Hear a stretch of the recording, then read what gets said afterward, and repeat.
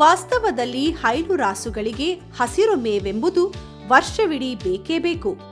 ಆದರೆ ಹಸಿರು ಮೇವು ಕೊರತೆ ಇರುವ ಪ್ರದೇಶದಲ್ಲಿ ಅಥವಾ ಬೇಸಿಗೆ ಸಮಯದಲ್ಲಿ ಹಸಿರು ಮೇವಿನ ಲಭ್ಯತೆ ಇಲ್ಲದೆ ಜಾನುವಾರುಗಳು ಸಂಕಷ್ಟದ ಪರಿಸ್ಥಿತಿಯನ್ನು ಎದುರಿಸಬೇಕಾಗುತ್ತದೆ.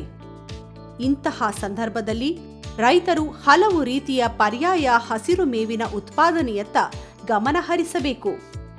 ಉದಾಹರಣೆಗೆ ರಸಮೇವು, ಪೌಷ್ಟೀಕರಿಸಿದ ಒಣಮೇವು, ಅಜೋಲಾ ಹಾಗೂ ಹೈಡ್ರೋಫಾನಿಕ್ಸ್ ವಿಧಾನದಲ್ಲಿ ಬೆಳೆದ ಹಸಿರು ಮೇವನ್ನು ಅಗತ್ಯಕ್ಕೆ ತಕ್ಕಂತೆ ರಾಸುಗಳಿಗೆ ಪೂರೈಸಬಹುದು.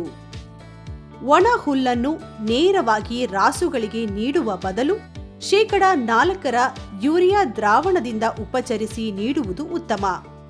ಈ ರೀತಿ ಸಂಸ್ಕರಣೆ ಮಾಡಿದ ಒಣ ಮೇವನ್ನು ರಾಸುಗಳಿಗೆ ಪೂರೈಕೆ ಮಾಡುವುದರಿಂದ ಅವು ಇಷ್ಟಪಟ್ಟು ತಿನ್ನುತ್ತವೆ.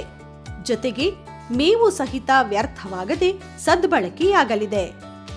ಹಾಲು ಉತ್ಪಾದನೆ 10% ಹೆಚ್ಚಳಗೊಳ್ಳಲಿದೆ. ಸಮತೋಲಿತ ಪಶು ಆಹಾರದ ಬಳಕೆಯ ಪ್ರಮಾಣವನ್ನು ಕಡಿತಗೊಳಿಸಬಹುದಾಗಿದೆ. ಹಾಲು ಉತ್ಪಾದನಾ ವೆಚ್ಚವನ್ನು ಕಡಿಮೆಗೊಳಿಸಲು ಇದು ನೆರವಾಗಲಿದೆ.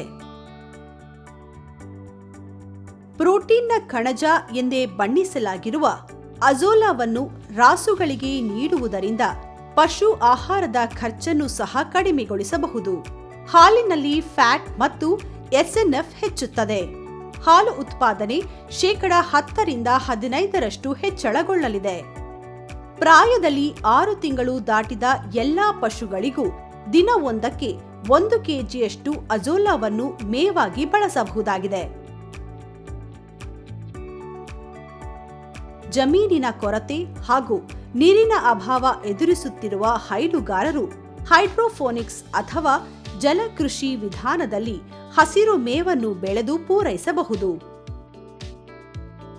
ಜಮೀನಿನಲ್ಲಿ ಸುಮಾರು 60 ದಿನಗಳಲ್ಲಿ ಬೆಳೆಯಬಹುದಾದ ಹಸಿರು ಮೇವನ್ನು ಹೈಡ್ರೋಫೋನಿಕ್ಸ್ ತಂತ್ರಜ್ಞಾನದಲ್ಲಿ ಕೇವಲ 7 ದಿನಗಳ ಅವಧಿಯಲ್ಲಿ ಬೆಳೆಸಬಹುದಾಗಿದೆ.